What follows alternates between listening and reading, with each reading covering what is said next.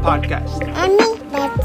Welcome back to the Hawmie Podcast. Today we're sitting with Phonk P and XP the Marxman. Hey. What's good with y'all? Yo, what up? What up? Chilling, man. Thank you guys for pulling up. You feel me? Like, Nah, you know what I'm appreciate saying? you, man. Carving out the time of the day so we can chat it up. You know what I'm saying? Oh yeah, hell yeah. Take me back. So where'd y'all grow up and shit? Let this one Oh yeah, well shit. I was born in L.A., but then I was raised in Compton. I moved to Compton when I was like eight or nine or something like that. So from there, I just grew up in Compton. You know, grew up in on the west side of Compton, if you want to say that. So yeah, and then it just went from there. You know, one of the first people I met when I moved, it's crazy. One of the first people that I ever met when I moved to Compton was Compton Menace. He was like one of my first like homeboys that I met, you know, coming out of, because we used to live in Gardena and shit, so. That's crazy. Mm-hmm. And he's on the project. Yeah, and he's on the project, yeah. Ain't that something? That's crazy. What about you, Humps? I was raised in Gardena. All my family's from Gardena and shit. And then when I was like maybe about 6, moved out to the high desert, Hesperia shit, and then moved back to LA, but we moved back to the valley. You know what I'm saying? Yeah. San Fernando Valley. So that's where, that's where I've been. But all my family's, raised in Gardena. I would have been raised there too, but, my dad, he kind of seen what, the future lied for me. So he was like, I'm about to get this fool out of here, But that shit's everywhere, the street shit's everywhere. So yeah. But yeah, man, that's like, Harbor area. You know what I mean? But all the way to the 818, all the way everywhere. It's just LA. Shit. Yeah, like honestly, I just rep LA, and like LA to me is like, it's the IE, it's Compton, it's Gardena, it's the Valley, it's SGV. It's like, to me, that's LA. Like, the whole county, man. because for sure. we do this shit on a different level than just a local level. So when I say LA hip hop, that's what I'm talking about. The whole shit. You know what I mean?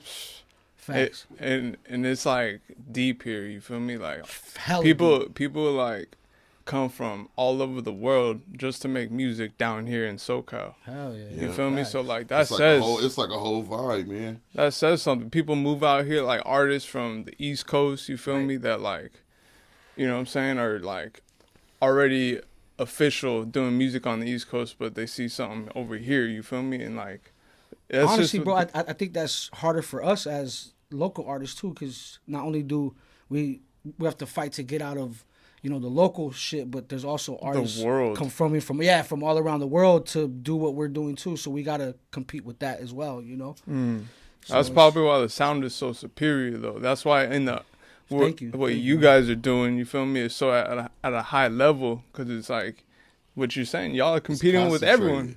It's concentrated. Like we know like how to push this culture. A lot of people that come out here, like they want to adapt to it, which they do, and they adapt to the environment that they're living in. But we're like from here, so it's like we know like all the ins and outs. You know what I'm saying? Like all the T's and the I's and whatever. No, for sure. That's a fact. Yeah, so that's the difference. But yeah, and I think it's just the whole Hollywood thing that people are intrigued with, but nothing's easy, nothing's a cakewalk, especially out here though. Especially when you grow up out here, you see what the fuck it's like. Because everything is mad expensive. You feel me? Like mad expensive out here. Yeah. Even when you think about some as essential as gas. You feel me? Right. Like I just feel if you can make it here or like New York, like big, city, big dreams kind of shit, like. You can make it anywhere, bro, because there's like literally, bro, like for the price we pay to live in the shit that we live in, you could go to like Texas or like Arkansas or one of the and buy a big ass property with a yard and fucking, you know what I mean? You got to cut that bitch with a lawnmower that you have to hop on and fucking drive around, crazy, like that type of shit. Real. Like, so I mean, but I think out here, living in LA, born and raised, I feel like there is a certain hustle and bustle to us too. Like New York has one too. Like you know, sure. Like we have our own shit too. So I feel that we don't have to we don't have to fake the funk. You know what I mean? It's just like we just that's just us. Like, and we're born and raised. And I feel like with the new project, I feel like that's what we did. You know, we snapshot that whole shit and just we gave it to the public, and the people are able to see what we see, hear what we hear, live what we live a little bit, you know? Some real West Coast anthems on there, Some bro. real West Coast shit on there, bro. And that's a global platform when people say that, you know what I'm saying? Like, because then, you know what I'm saying, people in Japan gonna be bumping it, you feel me? That, I hope so. That fucking look like us, you feel they me? love That our dress lifestyle. like us. Like, everything. They love our shit. lifestyle, huh? Yeah, they love that shit. Like, it's just the whole I won't say obsession. It's just more of just like a curiosity thing. Like, yeah, hell yeah. You know, like how you were just saying, like overseas. Like, I saw some shit to where they got like a whole culture over there, like with motherfuckers that like are like with the gangbanging culture. They dress like khakis. Yeah, they up in 6'4", like cholos and everything. They hop in 6'4" out like there. Like my boy John Doe. He's from Japan. He's from Tokyo, Japan. He got gold teeth. He wear pea hats. You know, he be saying blood and all that. He's fucking straight from fucking Tokyo. Yeah, you know what I'm saying. You can tell he's with rapping. The shit though. Yeah, you know what I mean? You know what I'm saying. He do his rapping thing. He got shit with Battle Cat and all that. So, you know, he's doing his thing out here. But it's just the whole embrace of how we put so much, we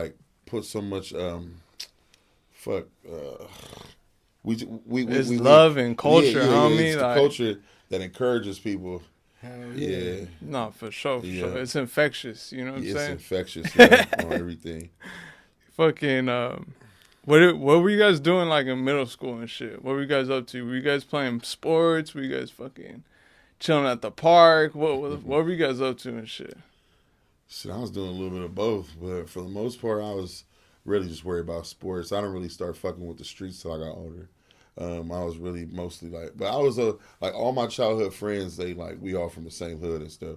But me, I wasn't out there gangbanging like that until I got older. You know what I'm saying? Then then I start getting more in tune with the streets and all that. You know, doing shit like that. But other than that, yeah, I was playing sports and doing a lot of writing. I always wrote. I used to write poetry and shit. No shit, in middle school. Yeah. That's tight. That's fucking. That's like the foundation right there. Yeah. I used to write poetry and shit. What kind of sports were you playing, bro? When you did? I was playing football. I played football for the most part. Yeah, I played college ball and all that. Oh no shit! You played college ball, bro? Yeah. Fuck yeah! Where at, huh? I played at Sacramento State. Oh, I played at Albany State University, which is all black college in Georgia, in southern Georgia. So I played out there for a season, then I played at Sacramento State. No shit. Damn, not many people can say they play college ball, homes. Yeah. Nah, that's a fact. Like, I played Pop Warner, homie, but that's about it. You know what I mean? Yeah. And my grades, they weren't too good, to enter any high school shit. So I kind of gave it. But I used to love, like, that's some of the funnest times of my life is playing football and, like, learning how to win as a team, learning how to lose as a team, and, pick up the pieces. You know what I mean? And sure. And make yourself better, so you can become a better player for not only yourself but for the squad, you know what I mean? So it taught me a lot, and I wish I would have been in it when I was younger, cuz I was only in it for about 3 years and shit. And then I should have went to high school ball, but I was like, like I said, you start smoking weed, you start hanging out with certain folks, and your grades ain't up to par, and the only thing that will keep you on the team is if your athletic skill is like above and beyond. And I wouldn't say I was above and beyond. I was a good player, but I wasn't, I would have had to work super hard, to get that love. Or if it was like, don't worry about your grades, homie, you're good. Yeah, no, for sure. But yeah, man, you're right. That's homie. about it, But honestly, I think the art of like freestyling off the top, like we used to have ciphers at nutrition lunch, battles, like, and I feel like coming from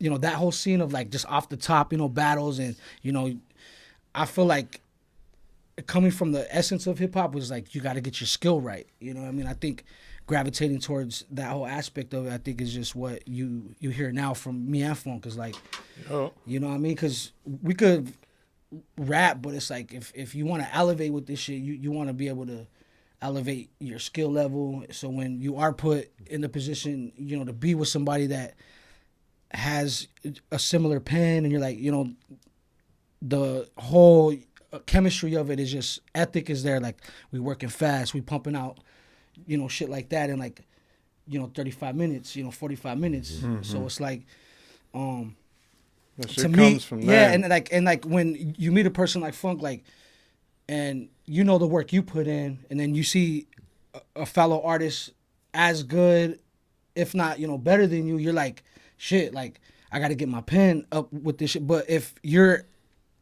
in the studio together, you're putting that shit out, and you do a track in like 20, you know, 35 minutes, and you're like, oh shit, like, there's a chemistry here. Like, he's been in the lab for a minute doing this shit. I've been in a minute, you know what I mean? Yeah. In the lab doing my shit for a minute. So it came together that way of just like workmanship and ethic at the end of the day. That's crazy. So y'all pretty much both started in middle school. Yeah, well, I started doing poetry, and I started rapping later on. But I mean, it was just, if you could say, like, I learned early how to structure like bars. If you could say, I had to still learn how to structure a song though, like, because when I first started rapping, like, really started taking that shit serious, I didn't really know how to structure a song, and I just knew how to write bars, and that was it. Like, you know, big ass paragraphs, writing. But I didn't like know how to structure a song, or, you know, the whole method of making a good song, like whether or not you make the song like a traditional type template, or you make it unorthodox. Like, I didn't know how to decipher the two. I just knew how to write bars. Yeah. So then, like, you know, working with people that were more experienced, I just started like paying attention and taking notes, and then just seeing like certain things that they would do, and I kind of like latched on to certain methods that I seen used, and then like shit that you like. You know what I'm saying? So it was a long time. It wasn't a long time, but, you know, it took a lot of repetitiveness to really get that down packed. You know what I'm saying? Yeah, like, sure. Structure of a song. Yeah, hell, I mean, yeah. You teach it. I mean, because if you don't go to like musical school, like, you're not gonna know a 16 bar, 24 bar, 8 bar, like literally that's some shit that you kind of thrust yourself into music, and then you kind of hear how other songs are made. So like right here, he was like da, da, da, da, da, for like, you know, this part, and then as the beat changes, he did this. So I'm like, okay, you can kind of decipher how shit's, you know, kind of broken down, and then like you said, you pull from it, and then you create a song like that. Like, oh shit, like, all right, and then you start learning that shit. Like, oh shit, I could do a fucking hook, 8-bar verse, a bridge, and a fucking full 16, and then another like hook. Like, there's so many ways of. And then doing a bridge after the second verse is right. You know, it's just make it more innovative. Make it more innovative. And through the repetitiveness is how you teach yourself that shit, because we don't have anybody holding our hand in the studio saying, "Oh, hey guys, this is how you structure your," you know, like, in the classroom. And even how other people, you know, pen their shit. Like, I seen people do 1 bar a line, and write their shit like that, where it's like da da da da da, next line. Da, da, da. See me, I do like big ass fucking paragraphs, and I'll put a slash. So I'm like, ba da da da slash, ba da da da slash, and I seen other, like, so people teach themselves different ways, and it's almost like teaching yourself a new language, or teaching yourself a structure of your own, and it's all mathematical, it's all grammar, it's like it's super intelligent, bro. Like, you have to do multiple things at once.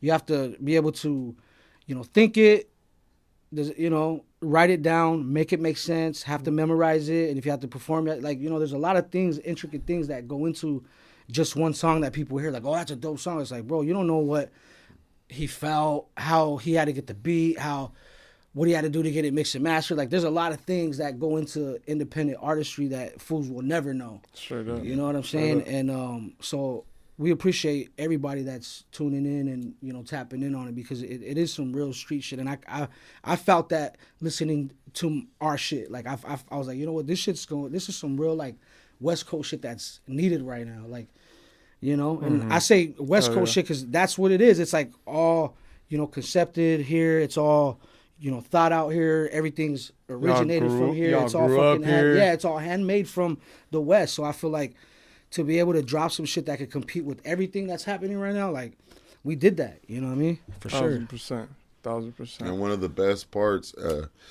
that I liked about making this album, everything was like from scratch, and everything was made in the same place. Right. Like a lot of the times, like when some artists, they don't have that. They don't have like that convenience or that luxury. They have to keep on moving around, and the energy shifts like when you're going to different spots all the time. It's like when you're moving all the time. Yeah, like for sure. when you're constantly moving and not not staying. Yeah, that's kind of like the energy shifts. Man, there's a huge energy shift. Like especially like if you're a kid and then like. You just keep moving and moving. Like you never really get to establish anything solid. If you think about it, it's like it's everything is just, and then that kind of goes on you too. Like it kind of puts a monkey in your back because then it's like you get a mindset. To I'm not saying everybody, but some people get a mind state to where it's like. Give a fuck, like they don't really have nothing to care about. You get what I'm saying? Yeah, so it's a lot that goes into certain little elements when creating anything. Like specifically with this album, that's why I'm like, that's why I think it came out so well too, because we all were here. It's not like well, maybe like once or twice that I wasn't here, he was here. But most of the time we was both here. Nugs was always here. You feel me? We was always here. And just the energy giving always, off. Carried over. Yeah, to, I mean? Exactly. Just all made in giving off room. different vibes to each other, So I think that's why it came out so good too. Have a beautiful grind. Yeah, have a beautiful grind. Yeah. So why have a beautiful grind? Why that name? Because when you I know you heard the saying like a beautiful struggle, and that's what it is. It's like anything is beautiful if you're putting the work ethic into it. No matter what you're doing, whether you're selling drugs, you got a job, you in school, everything is a grind. Everything is a hustle. If you're working towards anything, it's a grind. It's a hustle. Just like when people hear, like certain people, they hear the word hustle or grind, they automatically think drug dealer or something like that, right? But it's whatever you do. You can be a stockbroker. You still hustling. Makeup artist. Anything. It's a hustle. So everything is beautiful, and the grind makes it beautiful because you're working towards something bigger and better. So there you go. That's why it's Have a Beautiful Grind. And like the whole cover art, I think it's like sending people off. Have a beautiful sending people off with the essentials and some shit to ride to. You know what I mean? And we just got a crazy write up from one of the homies and shit, and from his website, WVC Radio. Shout out to the homie H2O, for holding us down. And Miss Laura Williams, she was the one who wrote it, I believe. But the way she described everything and the way how she broke it down, it was like she really probably listened to the album about 3-4 times, back to back to back. Like, you know what I'm saying? Yeah. Just to make sure, like, okay, this is what's going on here. And the way she broke it down, it was just to a T. She did it to a T. Like, you know what I'm saying? She really everything we were trying to say subliminally, she outright said it. Yeah, you feel me? Yeah. So that's what was so dope about it. Like, so it's so dope. Miss Laura Michelle. Miss Laura Michelle, yeah. Shout out Laura Michelle. Shout out Laura Michelle, man. Yeah, she killed the write up, and honestly, like, it made me feel good to know that the people that are listening to the album, that's how they're, perceiving it. Yeah, they're interpreting, and that's what we, that's what we intended to do, but unintendedly. Like, we were getting together to create some ill joints because I already know the way this will be going in. I already know Nug be going in, and it's all about, we took the time to believe in one another, to take the time to come here, set the time aside, whatever we had popping on a personal level, you know what I mean? We put the time aside for this, and I feel like we're only going to just keep adding on with it, you know what I mean? Like, at this point, because And honestly, I just want motherfuckers to press play at this point. Like, all you gotta do is press play. Yeah, Like, that's it, and let that motherfucker rock, you know. Yeah. And that's hard to achieve nowadays. And like she said, that's what it did to her too. Like, when she pressed play, it captivated her into like a Friday night on the West Coast. You know what I mean? And like that's like listening to like the Chronic 2001, fool. You know what I mean? Like that's capsulizing the feeling. You know what I mean? And I feel like with this shit, that's what we did. And I'm not trying to say it's as good as that, but in due time, people will know it's what it is in its own light. You know what I mean? Mm-hmm. So, even with the cover art, she broke it down. She was like, how the cover art has all the essentials to a West Coast Friday night. Yeah. You know what I'm saying? Facts. You got the liquor, you got the blunts, you got the Slurpee, everything. You can mix the yak with the Slurpee. You know what I'm saying? That's what I'm saying. Like, it's all the essentials needed to have a good time in LA. And that's what this album is. It's one of the essentials to have a good time in LA. That's a fact. You feel me? It's a soundtrack for sure. Yeah, it's an LA soundtrack, man. There you go. In 10 years from now, people are gonna like just remember this shit hardcore. I believe so, because I feel like the way I work, the way Nug works, and the way Phonk works, I feel like this shit's only gonna grow as much as we grow. You know what I mean? And it's a stepping stone for all of our careers, because we're all, like I said, we're separately, doing our own shit. But when we came together for this, I feel like this for sure is like the sound of 3 individuals coming together and like doing their own shit that they've been doing for years, and now it's just like it's like a totem pole that shit got etched out. That shit looks crazy. You know what I mean? It's like an exhibit. It tells a story. Yeah, like it has like a crazy. You know what I mean? And and all it is just motherfuckers that have a beautiful grind, fool. Like, you know what I mean? And that's what we do. This is what we do. And the struggle is a beautiful thing, because you need a story to tell. You can't be like, oh, I made it to A to Z like that, bro. That's my story. Like, fools don't want to hear that. They want to know like what you had to do to make this happen, what you had to do to make that happen. Like, and ain't no one get anywhere that way. Like, while this shit is happening, like, we all have shit that we're going through while this shit was in the process, but we don't let shit knock us down. We let that shit fuel us. You know what I mean? So that's what we did with this shit, man. Let it power the engine. Facts. Fucking talk to me about your like top 3s, top 3 of on the project of the favorite songs. Well, mine I like Run It Up, 2 a.m. in Calabasas, and I like Hood Made, which is featuring Planet Asia and Zay. Yeah. So those three I would have to say are my top 3 of the album. Yep. Damn. I want to say Run It Up. Fuck. I like 2 a.m. in Calabasas. That shit has that. And the reason why is because I feel like there's like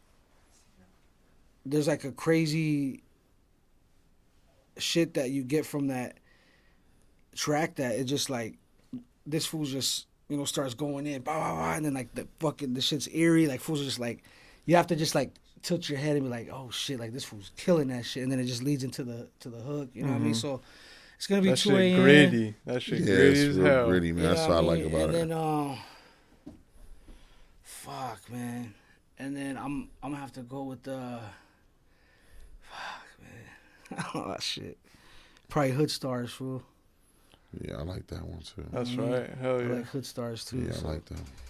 I mean, shit, man. But I feel like we're gonna do more videos for it. We're definitely gonna do some live shit for it, because I feel like fools be linking up. Like, I even did it too.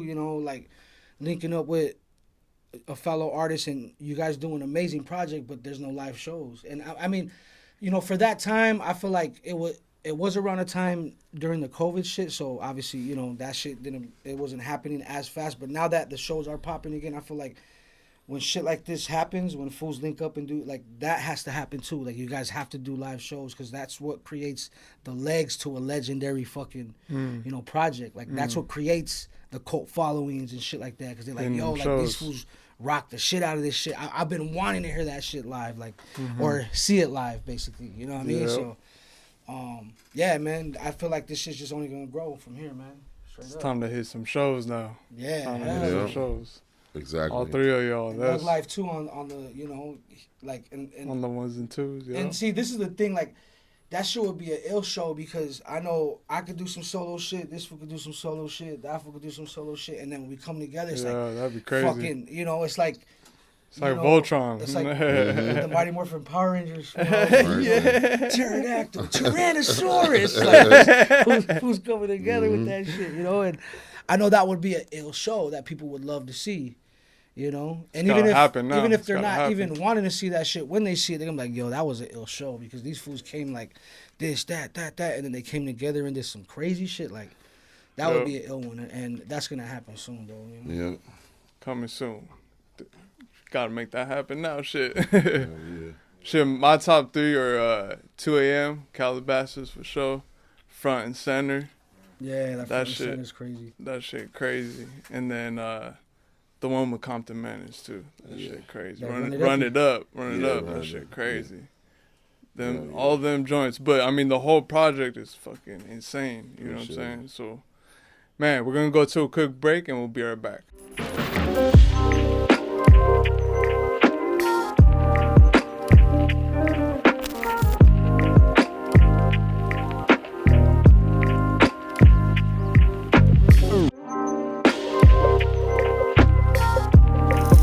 Podcast. When was like a moment for you guys when you're like, yeah, I want to do this music shit? Like I really want to like go in. You know what I'm saying? When was that moment for y'all? My moment really was just like the encouragement I was getting when I started it, like mostly from my sister. Like she was just like, man, like you really talented. You was always writing and stuff like that. And at first I was just doing it like just to play around, fuck around or whatever. And then she had me realize like the potential that I'm not taking advantage of. So I was just like, man, let's just see how this go. And then I had got a distribution deal with Empire. I was with Empire for like 2.5 years. Okay. So that was like really motivation also, because then I was getting paid for my streams. You know what I'm saying? Like, and it was in a professional manner. So plus, I had some backing with them as far as the A&R I was working with. Like he was putting me on like I got features at all, like a lot of people, bro. Like a lot of West Coast, Mozzie, fucking AD, Jay Worthy. I got a fucking collab with Safari, which is fucking Nicki Minaj's ex-dude. I got collab with him. And a lot of that shit is like right in the cut right now. So, just gotta put it out there. But it's a blessing. So what age was it for you though when you was like, yeah, I'm gonna do this shit though? Like fucking, I was like a late bloomer. So I would say like 25, 26. Something like that. That's tight though. That's tight though, bro. Because like your approach is different. You feel me? Like at that age, you feel me? Like you got a different perspective on the world. You're right. Actually, you are right. A more mature outlook on things. Yeah, like because people when they start early, like don't get me wrong, this motherfucking like art that's like true artistry when they start hella young and like they fucking really build something like their entire life and they don't stop type shit like. That shit is beautiful, but it's beautiful too to see someone approaching it like when they're adults. You feel me? Like exactly. Especially when like you've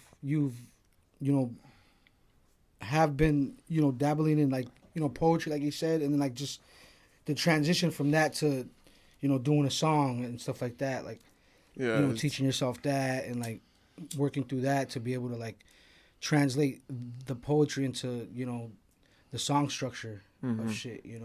Yeah. So like, yeah, man, I feel like I used to rhyme when I was a kid. Bro? Like I used to rhyme when I was a kid, and like hip hop was heavily in my household, like Yo MTV Raps, like seeing all that shit, and like I remember just truly, being like inspired by hip hop as when I was like 6 years old, or like watching that shit on TV and be like, yo, that's some shit I want to do. Like that shit looks sick. Like these fools are like chilling with the honeys. These fools are mansions. These fools are, and like, when you're looking at like Snoop and Dre, and then you're watching like the Fresh Prince, and then you're watching like Rakim, and you're watching Nas and Biggie, and then you got Bad Boy, and then you got like growing up all through like early 90s hip hop, late 90s hip hop, early 2000s, late 2000s, and up until now, it's like,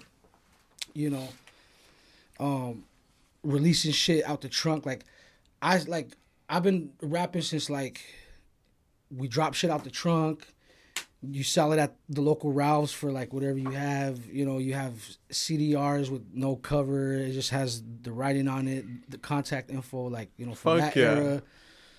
Even the tape shit, like doing shit on a karaoke machine with like the Hawmie and shit, and just having the beat playing on a CD player through the auxiliary, through the shit, and then like just rapping over it on a tape, and then you have the tape, like shit like that. Like, but yeah, man, like rapping before like the MySpace. Like I remember when MySpace came along, I was against that shit, but then I caught the wave hella late, because once I jumped on the MySpace, that's when Facebook came, and I was like, fuck Facebook, and like. You know what I mean? And like I just invested on my MySpace page. I put like $200 to get the homie to hook it up. Like, and I'm like, oh shit, everybody's moving. Then once I got the Facebook, here comes Instagram. So I'm like, oh shit, like, so like transitioning from a lot of this shit, from just wanting to do it or organically, to actually being like, all right, well, I guess I signed a lifelong oath with this shit. Like I gotta invest. I gotta get better. I gotta do better videos. I gotta do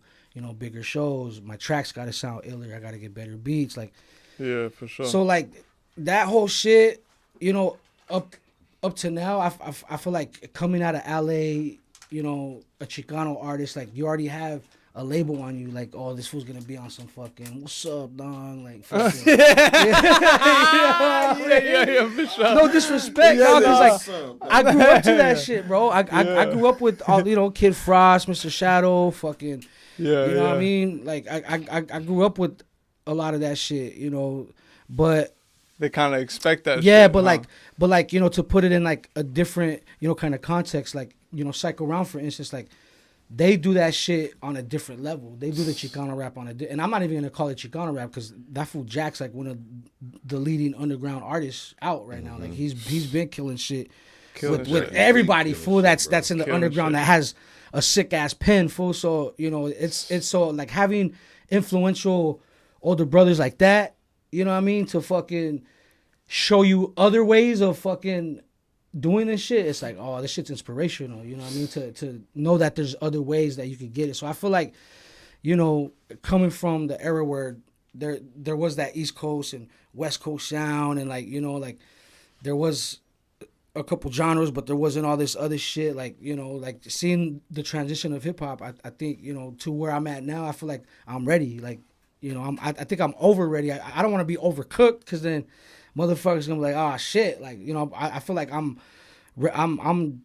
a pot that's ready to be fucking dished out to the world at this point. So linking with fools like him, like he said, like he's only been doing it for a few years, but when you hear what he's been doing, it's like all he did was he took the poetry he was already doing, and he found a way to transition it into the music that he's doing. Yeah, and you know what I mean. So. I guess we all been doing this shit since we were kids, unnoticingly, I guess. You know what I mean? For sure. Unbeknownst. That's a good way to put it. Like, motherfuckers been doing it. It was like a setup on the path you're supposed to be on. Like me, I started off just like writing and reading a lot and poetry and all that shit. But I would have thought that I'd be a fucking rapper, dude. And and we're professional rappers. Like we're like you know what I'm saying? We're professional. We're not no fucking SoundCloud rappers. We're like with big fish. Like, you know what I'm saying? Big time. We rap with the best of them. That's a so it's like, there's a difference. There's a difference between just rapping and really doing this shit. Like, we really do this shit. We get paid for our music. We have merch. We sell out vinyls. All of that. So, when you're at that type of, at that type of stature, you're kind of the upper echelon of the underground. Because it's been numerous counts. I can go to fucking New York. I'm out here. I can go to one of these underground hip hop little fucking functions and stuff. I'm going to know about 85% of the people in there. You know what I'm saying? Same with him. People going to give us love, tell us about our music all the time. It's like it's inevitable at this point because we put in the we put in the work, and it's been paying off. But like now it's like they just need to press play. Yeah, man. Like basically, and like how he said, like his plate is ready. It's what I'm saying. The building rung and everything. That's for sure. You just gotta go to the table now. Yeah, you know what I mean? Facts. That's real shit, though. Eating that shit up now. I would have never thought I would have been a rapper, bro. Never. That's crazy. I wanted to be like. At first, I wanted to like. I wanted to do the sports shit. Before that, I wanted to go like to the military and shit. Like, so it's just like I would have never put this into perspective as far as where I would be now. Yeah, that's wild, bro. Life is wild. Life is wild. That shit just ups and downs, twists and turns, a fucking maze. You know what I'm saying? How old were you though, Holmes, when it was like, this is it. I'm gonna do it. I'm gonna say 98, bro, is when I wrote my first shit at like nutrition, and like I was like, I went out to the homies, and I was like a heavy like Wu-Tang head at that time. I was listening to Wu-Tang. Like, I was like one of the only fools, dog. I was like one of the only fools. Like, see, but like my whole shit was like, it was crazy because once I got introduced to Wu-Tang, that really introduced me to the underground of like, Jedi Mind Tricks and all these other fools that were like popping off. I was like, yo, like this shit's crazy. Like this shit led me down a crazy ass wormhole. And then you got, fools like, Psycho Realm on fucking the public access channel on the fucking hip hop show that, you know what I mean? Like that show was, and it's crazy for like that show was. Damn, so remember that shit? It's motherfucker said the public access and it's great, bro. I was actually on that hip hop show, and I have the older homie actually looking for the shit right now, but I was actually on that hip hop show like years ago. Fool, that shit was so crazy, fool, because I remember just like seeing the elevation of hip hop through the underground. Like you see all these great artists, like like even like the TDEs and like the ASAPs and like all those groups that are out, like they all have a hip hop element to them. Like you know what I mean? Like Pro Era, like all these people that come out and become big artists, they all have that essence of hip hop to them, whether they're East or West. And I think hip hop, it comes in cycles, bro. So I feel like now is my time for these motherfuckers to hear this shit, because I feel like I came up in a time where the underground was popping, but it was already on a surge of dying, and I feel like I tapped into that shit later on, but through that whole time I built my skill level. So once it was time when like the Griseldas, they started popping and all this raw shit started coming. You're this is what I do already. This is the water I swim in, homie. Like I'm good. Like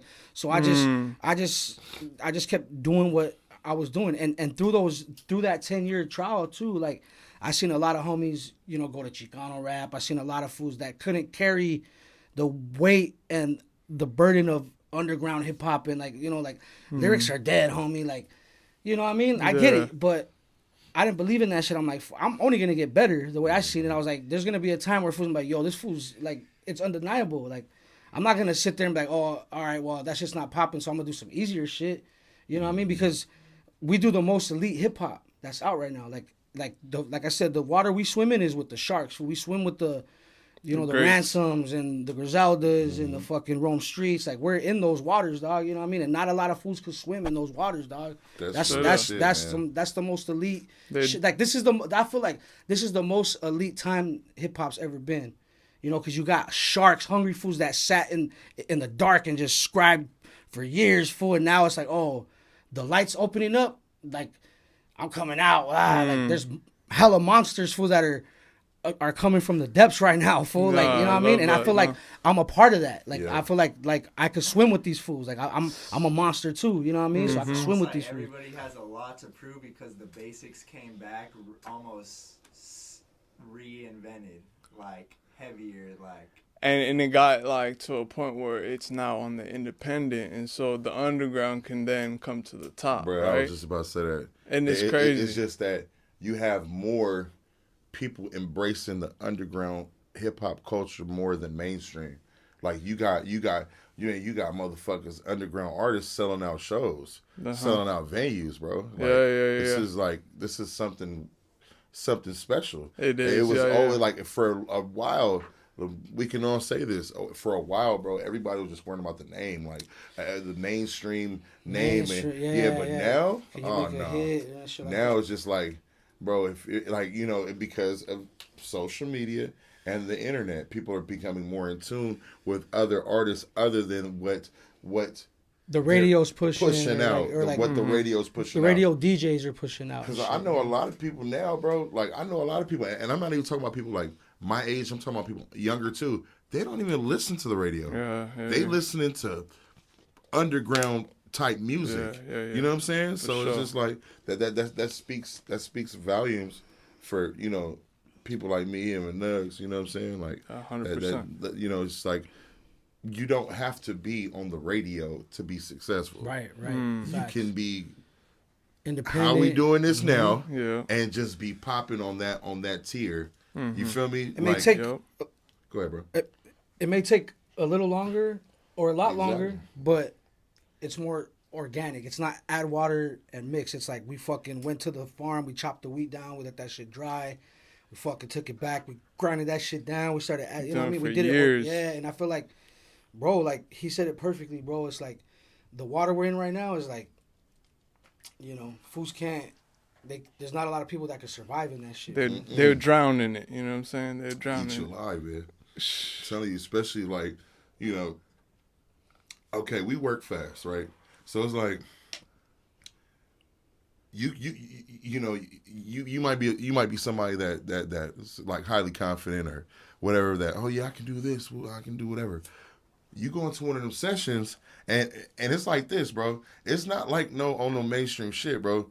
Like if you're in an underground session, these are fucking wolves. Like if you not ready or if you not writing at the same pace as these motherfuckers, you're getting left, bro. Yeah. Quick. I've seen it. I've seen it happen, bro. Like, I've seen it in sessions that I've had. Like I've had major sessions with big artists, and if you're not ready, then it's on to the next one. Yep. We're only putting 2, maybe 3 verses on here, and if you're not one of the ones that's not ready, or not even if you're not ready, if your shit is fucking trash, it's getting taken off. Yeah. You know what I'm saying?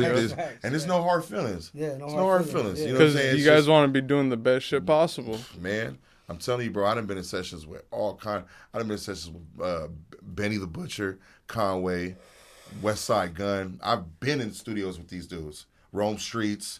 I've been in like studios, rapping with these dudes. Like, it's like, bro, if you're not ready, just stay the fuck out of here. Like, this ain't for you. Move over. Yeah, just get on. Like, you know what I'm saying? Or just watch from the back. You know what I'm saying? Yeah. Like, ain't no problem with it, but you're not built for this. You know what I'm saying? You're not built for this. Yes. Like, it's a different kind of, like the whole system of like getting to a spot, the beat's fresh, the rhymes are fresh, and then to be able to conjure up, create, and then actually have, like, we could press this shit up and have it in our hands. Like, we brought this shit from, the stars to our mind, onto the phone or the paper to record it out our mouth. Shit got mixed, mastered, bam. Shit got a cover to it. It has an identity. Like, we got married to the game and had a baby. Full on some real shit. You know what I mean? Like we straight conceived some shit. You know what I mean? It took months to make. Like, it's just like having a baby, fool. Like, real talk. Mm-hmm. That's how intricate that shit is, bro. It really is. Like, real each project, and it's like, fucking with babies, each parent gonna raise the baby different. You know what I'm saying? And it's like, how much care are you gonna put into your baby? How much care are you gonna put into your projects? You know what I'm saying? And like, the baby is your content. Right? The baby is your content. The shit that you put out. Like, it's how much care do you have for it? And that's a good way to put it, man. Nah, for real. Good shit. Because if you don't care for it, like, ain't nobody gonna give a shit about it. Nobody's gonna care. You're gonna raise it, and then you're gonna give it that, identity, and then people will grow to love it. You know what I mean? And fucking yeah, you know what I mean? So it's real, like, you know, it's really a spiritual thing. Like it wasn't just homies coming through to do some shit. Like obviously that's what it is. That's what it looks like. Fools just having a fun time, but this shit is real. Like when you link with real motherfuckers that do this shit organically, and like the concepts are just moving, the titles are moving, the cover art's moving, everything's like just being, you know what I mean, and just being added on, like, and it's like I said, like we press the shit up and now we have it in our hands. It's like that's alchemy at its finest, fool. Like yeah, for sure. That's just you know what I mean, and that's and no magic, one else could give us that. That's just, like I said, that's just like that's just like it's just like having a baby, fool. Like no one's gonna like you created that. Yeah. No one else handed that shit to you. Like no one could say, oh well, you know, fucking. We created that shit in our lab and we gave you this to fucking make that shit. Like, that's why, honestly, like, I'll be on some, I ain't on no AI shit. Like, everything we do is organic because I already know how the future's going to be. Like, fools are going to drop albums and they're going to sound good. They're going to be as good, if not fucking, you know, better because everything's going to be so fucking on point. AI but shit wild, I love the organic. I love the slip-ups. I love the human in music, bro. And I think those are the best tracks. The ones where motherfuckers, you know, they slip up on a note, but it carries that shit onto some other shit. You're like, yo, that's what, you know, gave this shit its identity. Yeah, was how he did that, how he fucking was able to flip that or do that. Like, and I don't think any fucking computer could ever fucking compute that. You know what I mean? Yeah, that's a damn software. Like, but it'll do a good job. It's like AI is like that shit has all of our jobs at some point. It has the fast food motherfuckers sweating. It got the videographers fucking sweating. The photographers sweating. It got the musicians sweating. It got everybody sweating. The video everybody's sweating right now. Fool. Yeah. Facts. Yeah, like right. I was listening to a radio show. What was it? I think it was it was a Big Boy. He had Ty Dolla $ign on there, and they was talking about the AI, the whole little AI movement, and it's so crazy because you know now it's you can have random motherfuckers manipulating your sound, and if they're so on point to where they have it to where your rap pattern too. Oh man, that's bro. you, fool. That's your identity. That's what I'm saying. That's you, bro. Because it's like that's your likeness, fool. You can have my voice, but if you're not rapping in the same template, well, in one of the same templates that I do, shit, a motherfucker will swear up and down as me.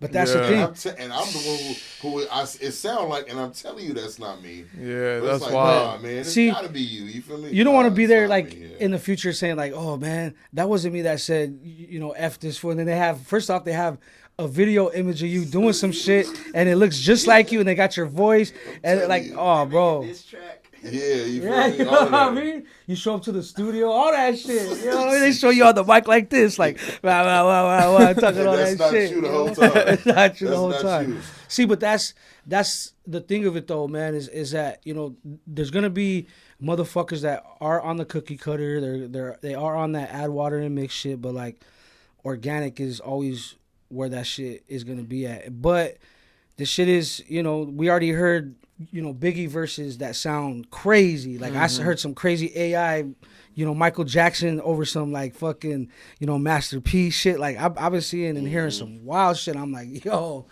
this shit is hella funny, but it's not because I can see how like we could have a brand new Tupac verse on our shit, and they're like, hey yo, what's up, Phonk? It's been a minute, man, but I'm back. Man. What's like popping? Yeah. I got my arm over you right now. We in a booth, homie. You already know how we do. You already know how we sip this drink. You know what I mean? Like, you know what I mean? Like, everything. And it's I'm telling you, like, then they even have the apps too.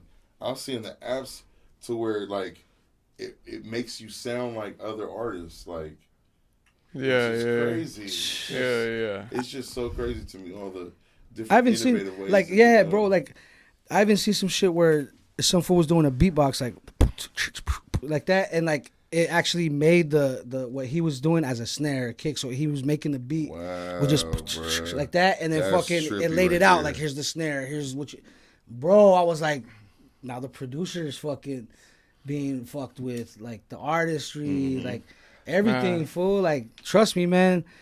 There's gonna be some shit that, mark my words, there's gonna be some shit where like it's gonna create havoc with the listeners to the point where if you don't got your shit legally verified or some shit, or just like, you know, on trademarked everything, like in your shit, they know it's you.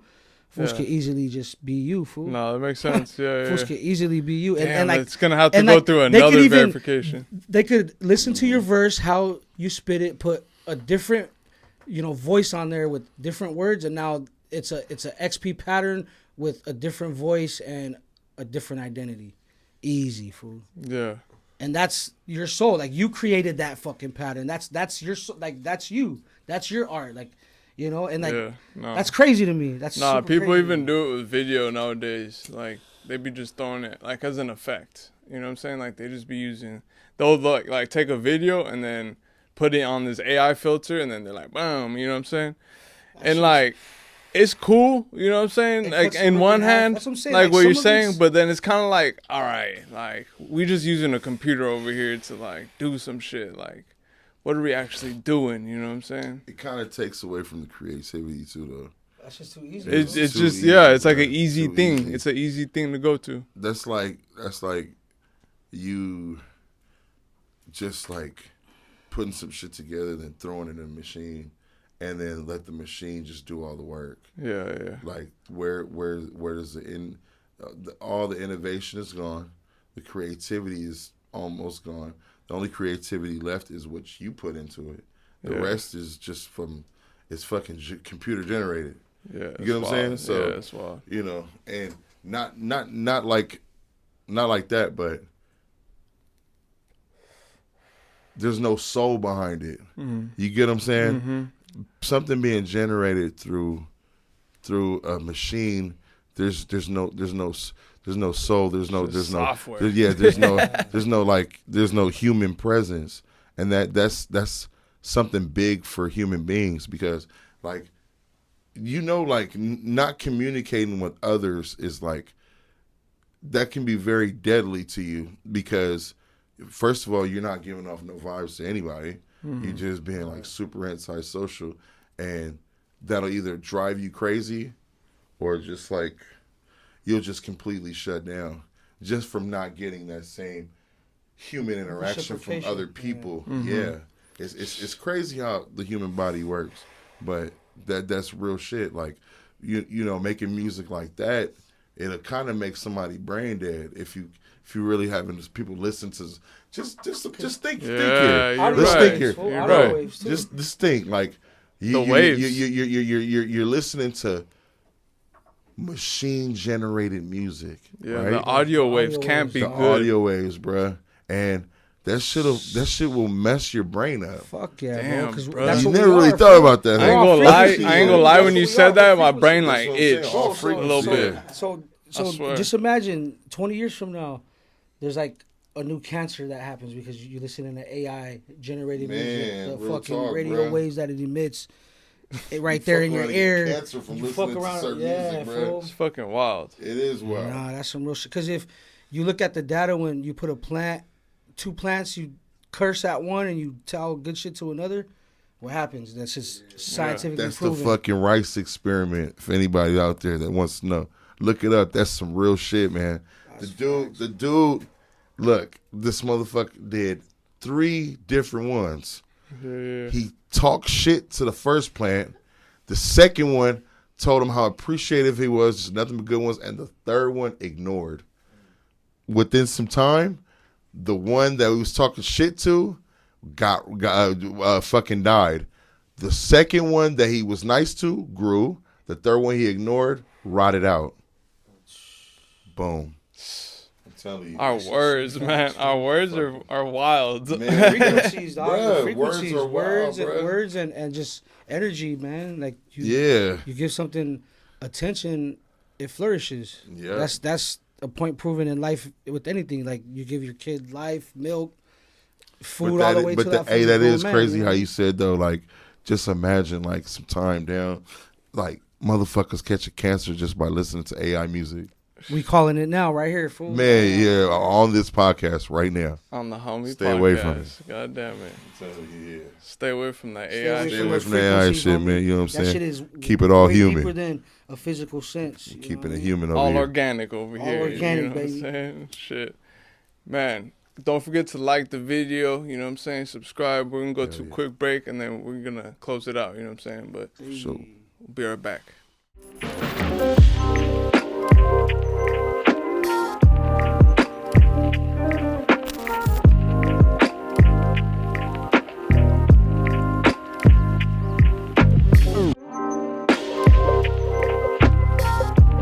Hawmie podcast. Shit, when did you guys meet each other? oh man, we met At Dick at Spot, my fun. boy Dirty Dick Spot, and at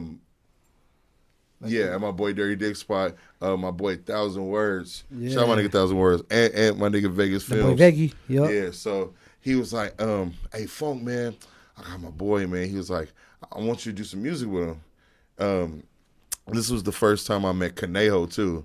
It was like, I don't know, over there was just that day, it was just a whole lot going on. On some Vato Bunch of the Loco. homies some around, Vato huh? Loco shit. So some Vato Loco shit. So he was like, yeah, my boy XP, he about to pull up. He was like, man, I want you to do some music with him. I was like, oh yeah, for sure. You know what I'm saying? He pulled up. We start working, and then ever since then, that was it. And we That was worked it, bro. hella fast that track. Like we Yeah, popped man. in, it's like, Fast. Oh, you worked on it right away. You worked Yeah, that yeah, first right time there. you guys Yeah. met each other. You guys Yeah. made and some then this shit. fool invited us to his hood, fool, and we fucking, you know what I mean? That shit was a crazy ass Did night. the video and all that, Yeah, man. that shit was sick, fool. Yep. On everything. So how long ago was that? This was like 2-3 years ago? Yeah, about 3 years ago. About like 3 years ago. That's tight. Yeah, fool. Damn. So now and then And and we then started working ever since. So man. so unbeknownst, like we also have a project that we had worked on before we started tapping in with Nuggy. uh-huh. So we That wasn't have released. So yeah, so we have another another joint in the stash with like different producers. It's unreleased type shit. Well, yeah, Yeah. because the barter system. the barter, yeah, That's what it's exactly. called, the barter system. Yeah, Oh shit. yeah. Okay. that's a fact. So you got Yeah. another one y'all can be We dropping. announcing that shit right sometime. now. Yeah, we Yeah. got that shit in the stash, bro, and that shit Yeah. got some joints, bro. Yeah, it got some joints in there, man. For real. That shit got some Like, joints. that one is gonna be another great album. Yeah. Y'all gonna drop it one day? Yeah, well, Yeah, I mean, we're gonna yeah. drop it soon. Like, I'm pretty sure he got some other stuff he gonna drop coming up, and then I'm gonna drop an album with my boy Dirty Diggs. I got 2 albums with him, and he all over that album.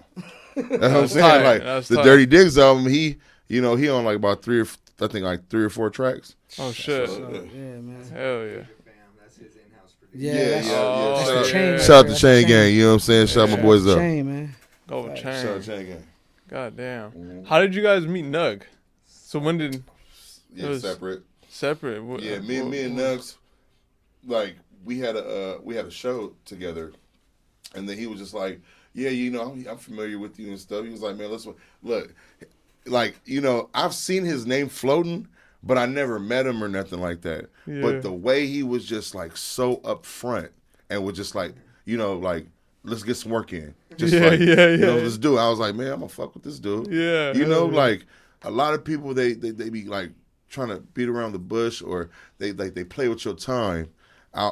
The way he came at me, it was just like, I know, like I read human behavior pretty well. I think so sometimes. So, but at that time I was like, yeah, he means business, bro. Like, you know what I'm saying? He doesn't seem like somebody that's gonna waste anybody's time.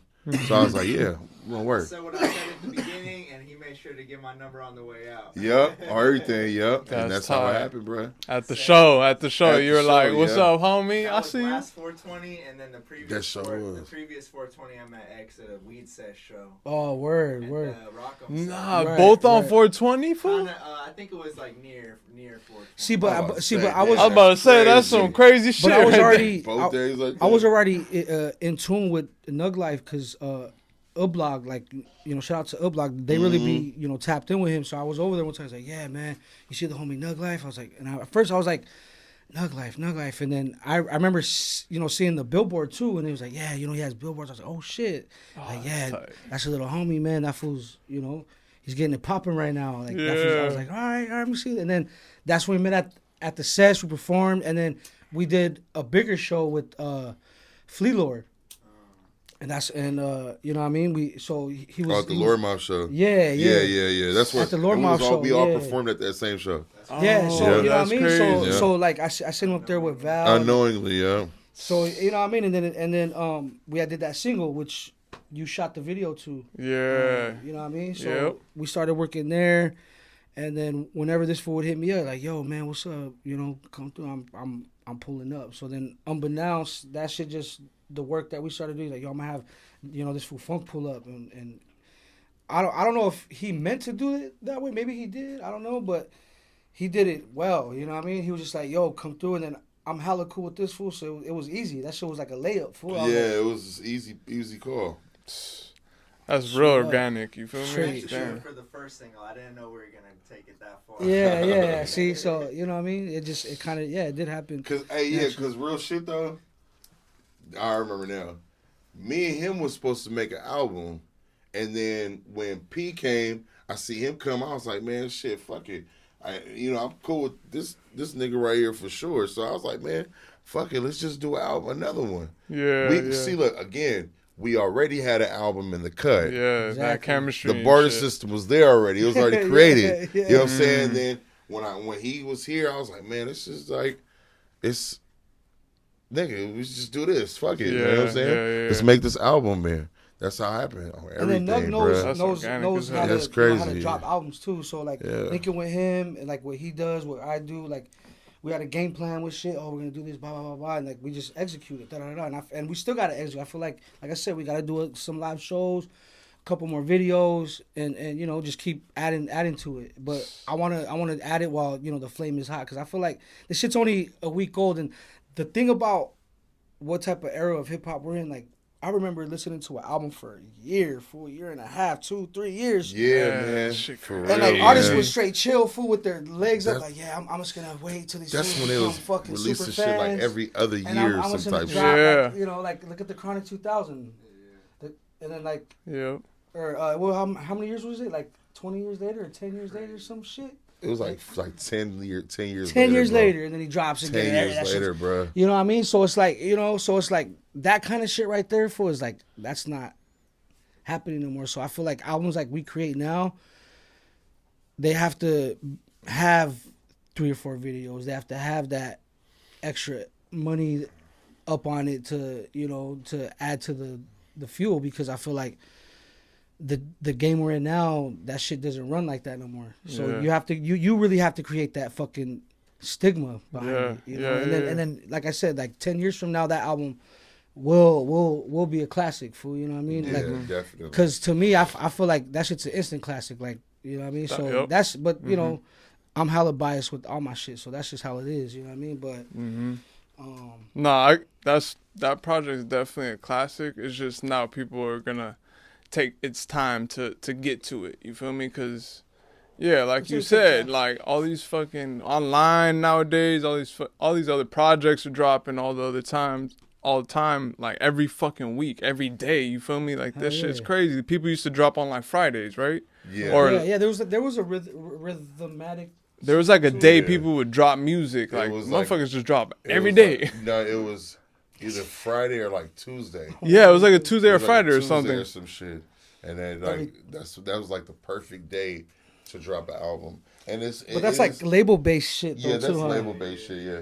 So but like, it is like the evolution of the music game period has just been bananas, because back in the day, like how you said, artists was releasing shit like you'd be lucky to get an album a year from this motherfucker. Yeah, You feel me? Yeah, now yeah. motherfuckers dropping albums every other month, every week. I'm the homie Drebo, he dropped a song every day for all of 2021. Every day from fucking January 1st. He dropped 365 songs. Yes, he dropped. Shout out my nigga Drebo. God that nigga fucking did a song every day for a year for 2021. That is crazy. You can look it up, bro. Yep. That is wild. That's an achievement, dog. Like, once you look Every back day. on it, like, That's you, just, and now it's he like, probably trips out that he did that shit. Yeah, low-key. he definitely does. And I'm pretty sure he does. I ain't talked to him in a while, but he's like, you drop 365 songs. How much is that equivalent to like an album? Let's say each album has fucking 20 fucking songs. That's what 20, like 30 albums. And that's on a 20. But it's That's a lot. It's a lot. Yeah, it's a lot. We all smoking weed in here. We ain't doing every math. day of the year. So this, Yes. So on you can press play every day. Every day. That's 300 an achievement, motherfucker made 365 songs. You can listen to a new song every day. Nah, I remember that's J Rock. crazy. He was doing that one time. He was releasing a song. Yeah, every day. I think he did that shit for like a month. That's just crazy. Even then, even doing it a month is crazy to me. Like, because what it takes. Once a month is my recipe. You know what I'm saying? Something once a month has kept me alive. Shit. There's something in Whatever that works. recipe.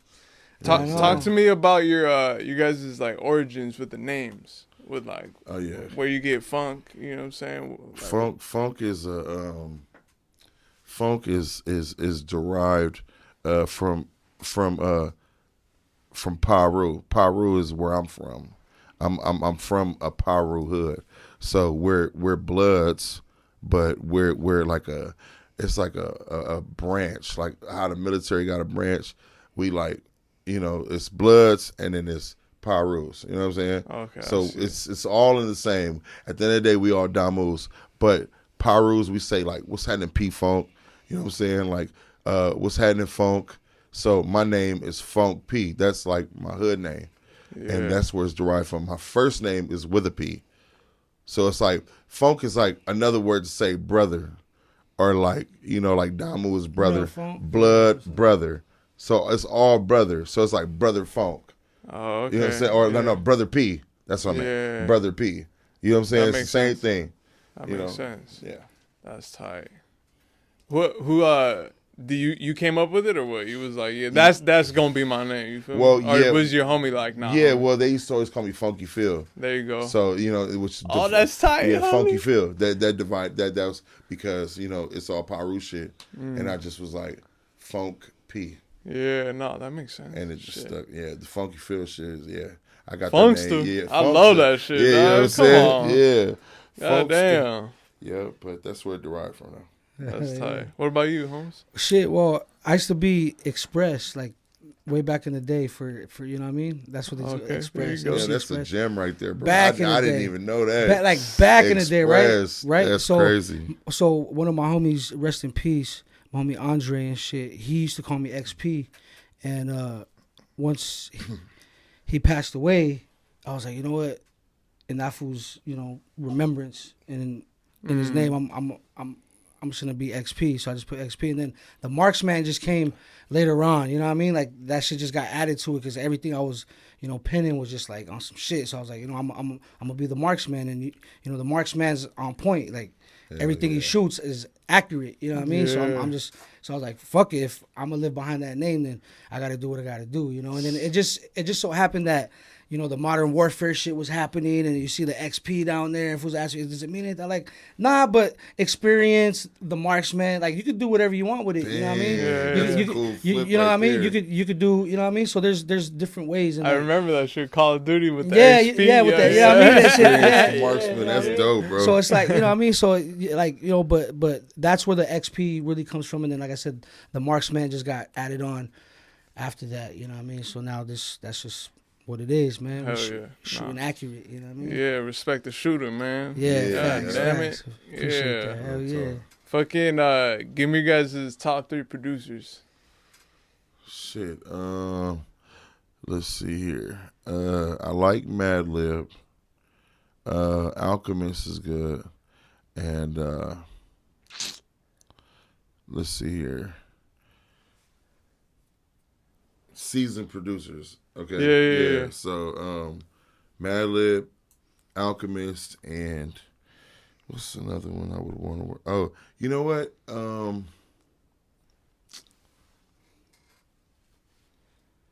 I've been fucking with a lot of Derringer shit too, man.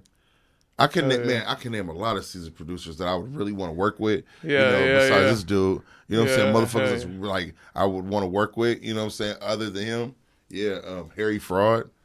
Harry Fraud is fucking dope. Yeah. Hell yeah. Hell yeah. Okay. Heavy hitters. How about you, bro? Shit, bro. I'm honestly, man. I'm gonna have to go with RZA for one. I want to say Al, but man, I gotta like in his place in his honor too. I'm gonna put DJ Premier in there. Yeah. You know what I mean? Primo legend. Primo, dog. Like that shit. Like, and these are producers where like I was like in the dark, like with by candlelight, like just penning shit full on some like mystical shit, like envisioning their beats, like when you listen, straight up, like when you listen to these fools' beats, it's like like for instance, Above the Clouds, for instance, like that beat alone, fool, like that shit puts your mind in a different place, so like I always looked for like those kind of beats, and I feel like RZA also was able to captivate that too, and then for the third, I gotta go with Dre, fool, because like Dre is the West Coast sound. I feel like throughout my childhood, growing up, like you had to have a Dre beat, fool. Like look at M, look at 50, look at the ones that are successful, truly. Like you gotta get a Dre beat, fool, to really make that shit crack off. But shout out to Al, shout out to Pete Rock, shout out to Madlib, shout out to Jay Dilla, goddamn. Jay Dilla, I would have put that fool up there for sure. Shout out to shout out to fuck man. There's so many, There's so many. Flying Lotus, you know what I mean? Top three don't do it justice. It gotta be like a top 10. Yeah, bro. There's a and there's a lot of MCs locally too, like Nug and stuff that I feel like are on that level and headed towards that level, and they're just adding on, bro. And like they just need that shot. Like years, he's still young, bro. He's like obviously, exactly. Compared to how how long I've been in this shit, and I know where he's headed. Is like he's on that alchemist shit. Like he's on that where he's just like a younger head amongst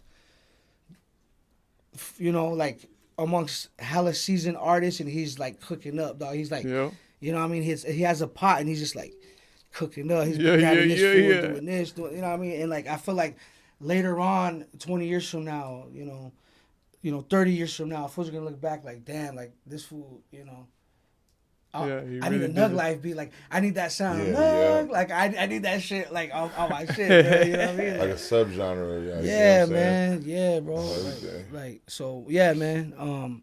Producer wise, crazy. That shit can that list can just go on. Man.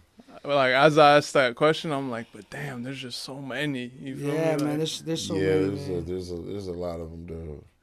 Talk to me about a dream collab. You know what I'm saying? Something that you want to make happen. Collabs. I mean, but it's honestly not a dream though, because like at the end of the day, y'all can make it happen when y'all bring it to life. You feel me? So, to be honest with you, a dream collab. I don't know. I probably have to just throw somebody out there, because I mean, I've worked with I could work with damn near all the motherfuckers that I would want to work with. Mm-hmm. So like just to spitball. Let's spitball this here. The biggest of names, my boy. Yeah, you know that's what I'm talking about. You know what? I wouldn't mind working with. Okay, like they're younger, not now. Well, I would say Nas. I would want to work with Nas, bro. I would want to work with Nas and.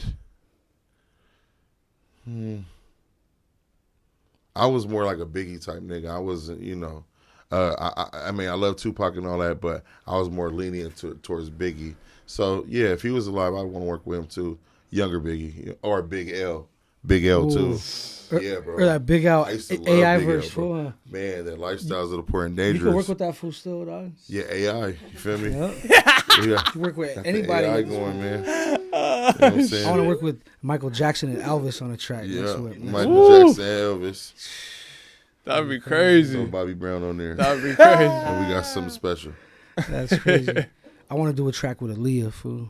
Aaliyah. That'd be crazy. Nah, dream collab. I would say a Wu-Tang collab, like to get all those fools on one song, produced by RZA. Oh man, That shit would be. What's nuts, up, fool. Wu-Tang? Let's make it happen. Nah, hey, man. We Like can't honestly, bring like the pain, like it's Wu-Tang. if You know, if there like- was two labels that ever wanted to sign me, it would have to be Death Row or Wu-Tang Records, fool. And I would sign, and I would do my best to add on to the legacy of whatever that shit is, fool. You know what I mean? Fuck So, yeah. But anything else, nah, not so much. Like it gotta be either Wu-Tang Records or Death Row Records, fool. Because I feel like, you know, I feel like adding on to like the legacies of that nature with the type of skill and art form At that time, hell yeah, you bro. know what I mean? Death Row was it. Death Row was it. Heavy hitters, bro. Yeah, they had heavy hitters all around. Daz, you feel me? You had Daz. Daz Corrupt. You know what I'm saying? The whole dog pound movement. You know what I'm saying? On top of, you had Mac 10 also. Yeah, bro. Come on now, Yeah, like bro. the West Side Connection. I don't know West if Side Connection, bro. I don't know if Def C was signed to him, but you know they had a whole fucking dream team, bro. No, that's a fact. If you really think about it, Yeah, you know what I'm yeah, saying? no, They for had sure. a dream team, bro. Fuck. Yeah. That shit crazy. That shit crazy. Man, appreciate you guys, you know what I'm saying, for putting the time, you know what I'm saying, for the day, you know what I'm Yeah, saying. definitely, bro. Do you guys have any shout outs before we head out? Shout out my nigga Nuglife, you know he right here. Shout him out, you know what I'm saying? Shout out Nug, man. Shout out, boy. You know, shout out to everybody supporting. Shout out my nigga MC Bundy and the Stoner Podcast. I fuck with them dudes, man. MC Bundy, I fuck with you, bro. Hell yeah. That's about it. Hell yeah. Shit, shout out to hip hop, man, for allowing us to, you know, talk about what we do and have a outlet for us, you know. And, you know, shout out to God, Yep.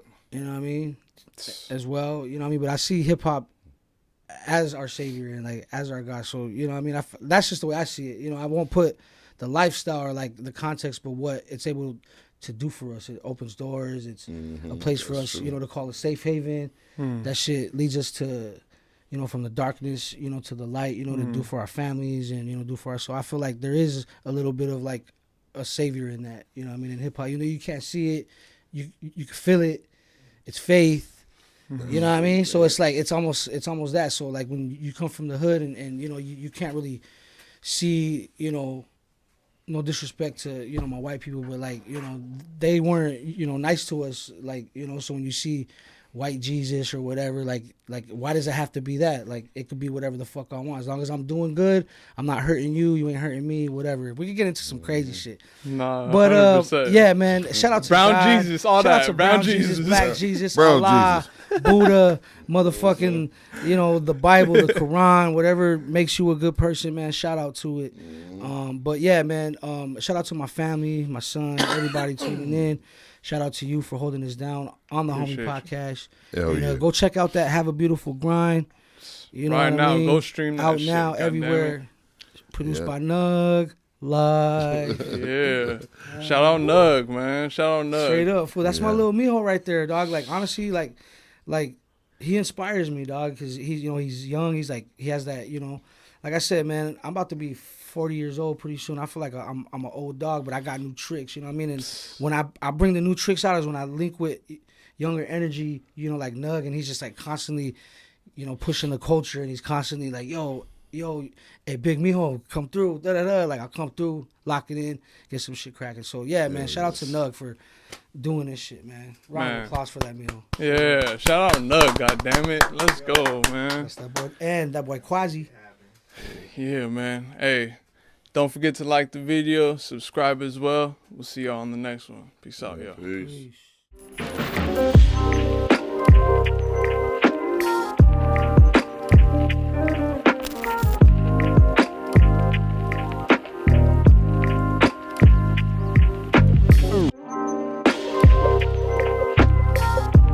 Hawmie podcast. Hawmie, let's